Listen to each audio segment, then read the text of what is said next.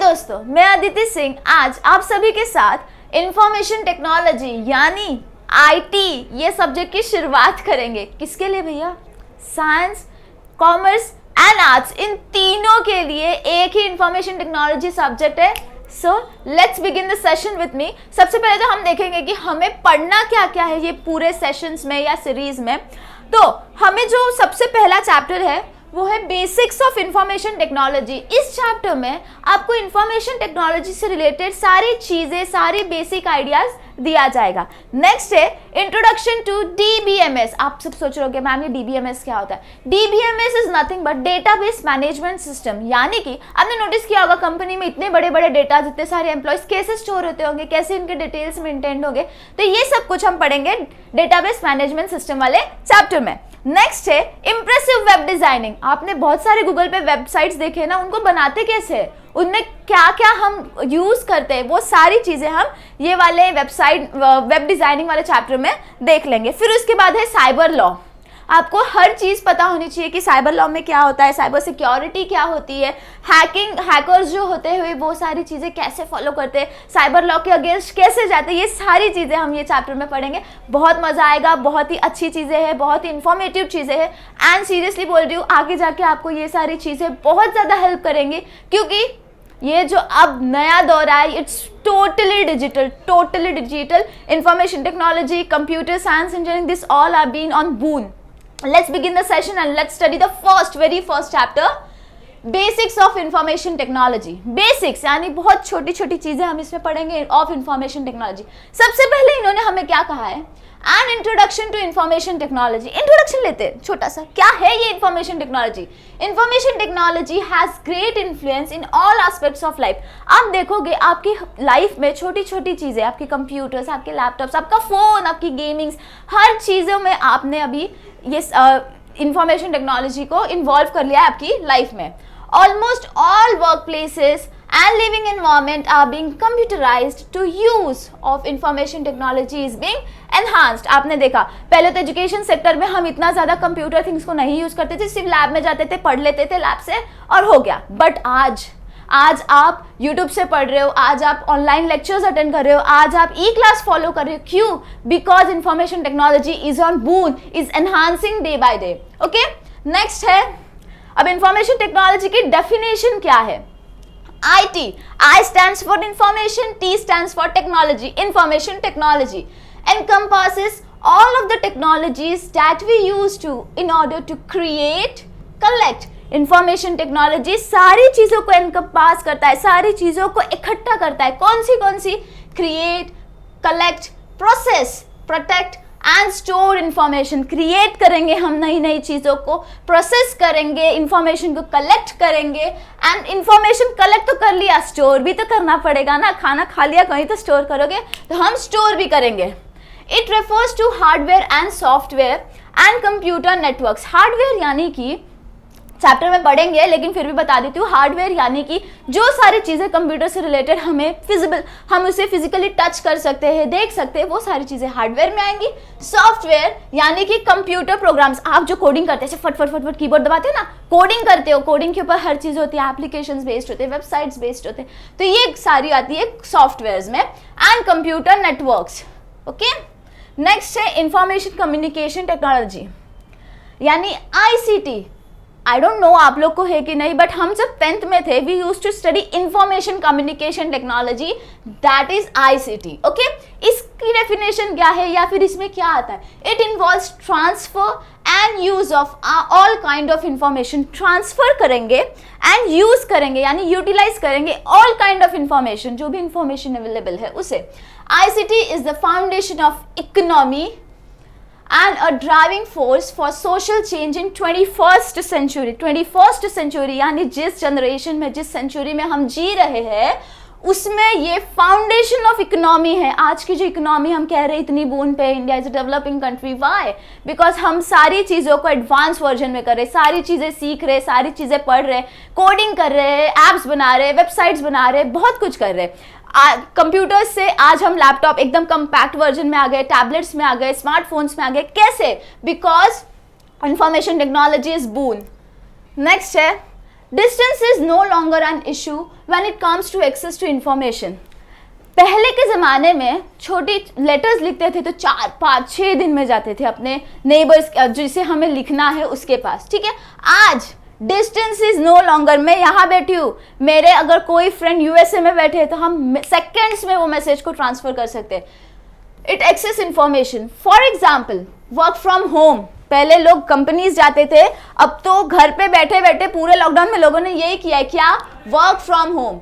Distance learning, आप कहाँ बैठे हो आई डोंट नो, आप घर में हो, आप यूपी में हो, आप एमपी में हो, या फिर आप नेपाल में, आई डोंट नो, बट आप मुझे देख पा रहे हो। I am in Maharashtra, still you are having the session with me. क्यों?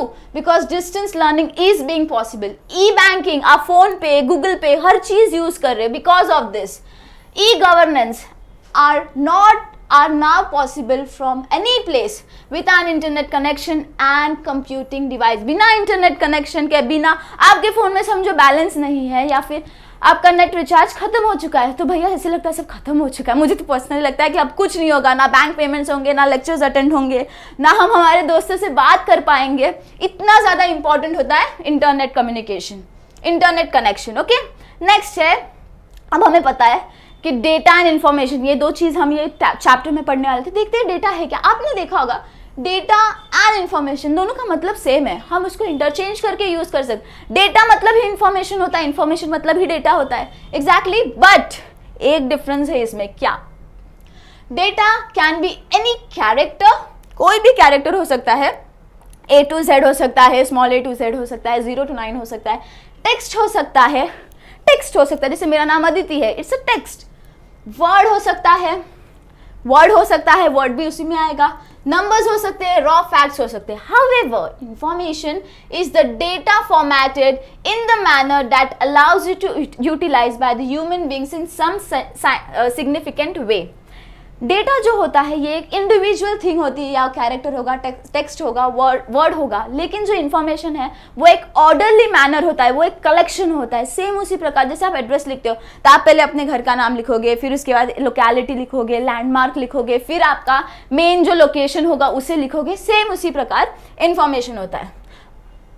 अब आप सिर्फ लिख दोगे, चलो इसको एग्जाम्पल नहीं कंसिडर करते, आप चलो आपने लिख दिया आपका एड्रेस, आपसे किसी ने पूछा है, आपने लिख दिया आपका नाम, आपका प्लेस मतलब आपके घर का नाम, और उसके बाद आपने लिख दिया आपका location.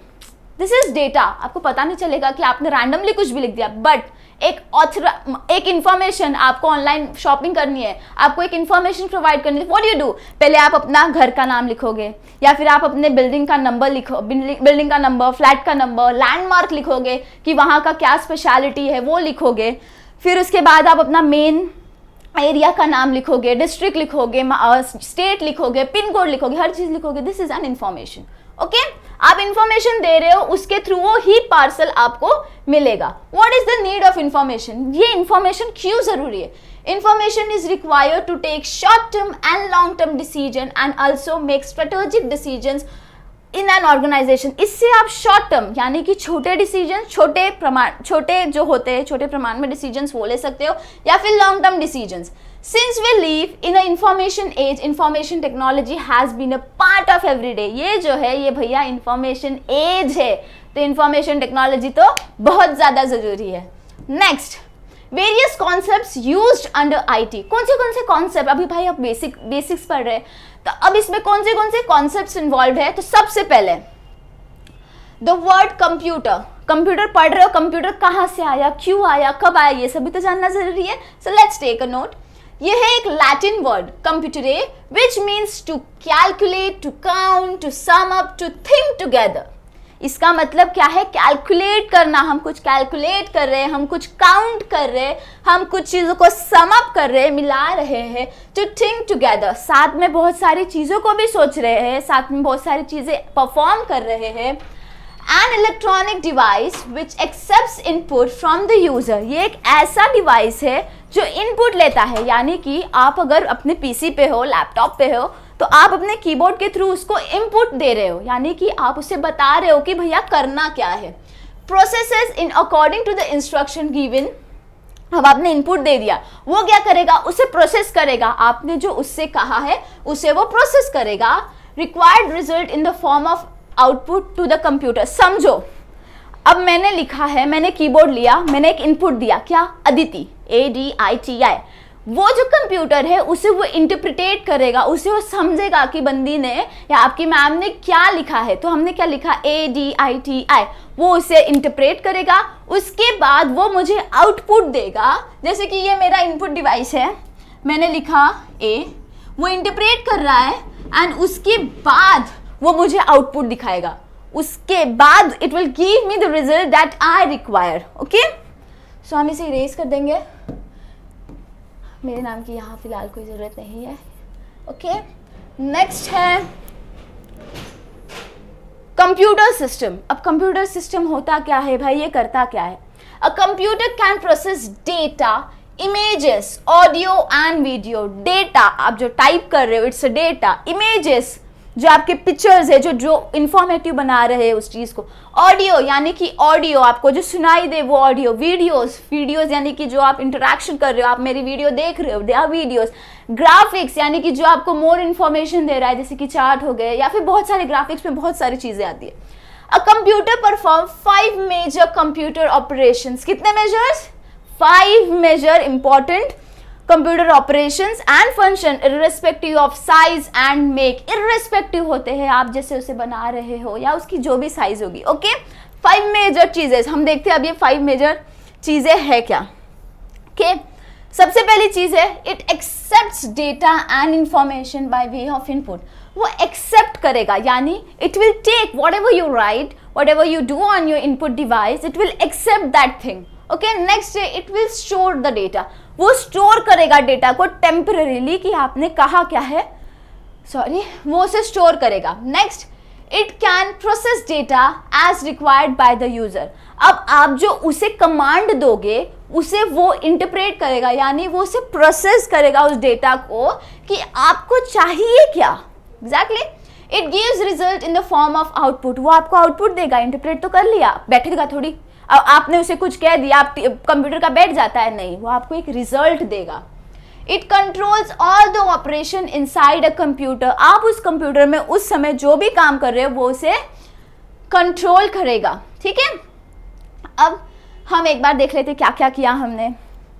Data of instruction, it accepts data और instruction by way of input, store करेगा, उसके बाद वो प्रोसेस करेगा उस डेटा को, उसके बाद वो रिजल्ट देगा आपको। एंड अगर उसमें कोई ऑपरेशंस है, यानी कि आपने कोई अर्थमेटिक लॉजिक ऑपरेशंस उसे कहे, जैसे एडिशन, सब्ट्रैक्शन या फिर जो भी आगे उसने आपने कहा है वो भी उसे वो परफॉर्म करेगा।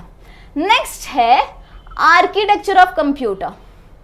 ये थोड़ा सा बड़ा बट बहुत ही इंटरेस्टिंग सा चीज़ है आर्किटेक्चर। अब आर्किटेक्चर से आपको समझ में आ रहा है आर्किटेक्चर यानी कि होता क्या है, how it appears, how it does, how it looks.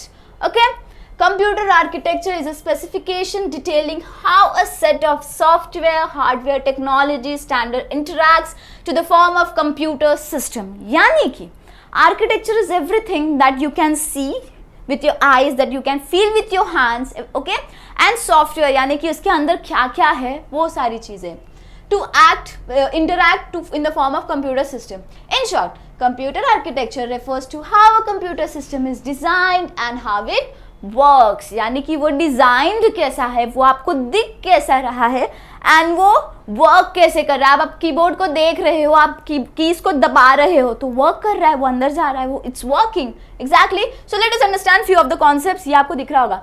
अब ये एक डेस्कटॉप है, ये एक डेस्कटॉप है। आपके घर में लैपटॉप्स होंगी तो कुछ कुछ चीज़ें इसमें से विजिबल आपको नहीं होगी। ओके, क्योंकि laptop is the compressed form, it is the compact form of a desktop. Okay, अब डेस्कटॉप में हम क्या क्या पढ़ेंगे या क्या क्या चीज़ें होती है, आपने स्पेशली आपके लैब या फिर आपके स्कूल में देखा होगा ये सारी चीज़ें। सबसे पहले हम किसे उठाते हैं, किस साइकिल में जाएंगे, लेट्स सी, हम यहाँ से जाते हैं। मॉनिटर, आपने देखा होगा क्लास में एक मॉनिटर होता है, एक CR होता है, एक क्लास रिप्रेजेंटेटिव होता है, वो ही हमेशा मैम के पास जाएगा आपके चीज़ों को रिप्रेजेंट करने के लिए, एग्जैक्टली आपके व्यूज़ को रिप्रेजेंट करने के लिए। इसी प्रकार हमारे डेस्कटॉप में जो स्क्रीन होती है, जो आपको दिखाई दे रही है स्क्रीन जिसमें आप देख पा रहे हो मुझे, वो स्क्रीन को हम कंप्यूटराइज वे में या कंप्यूटर वे में मॉनिटर कहते हैं, MONITOR, an output device that lets you to see और your work as you go.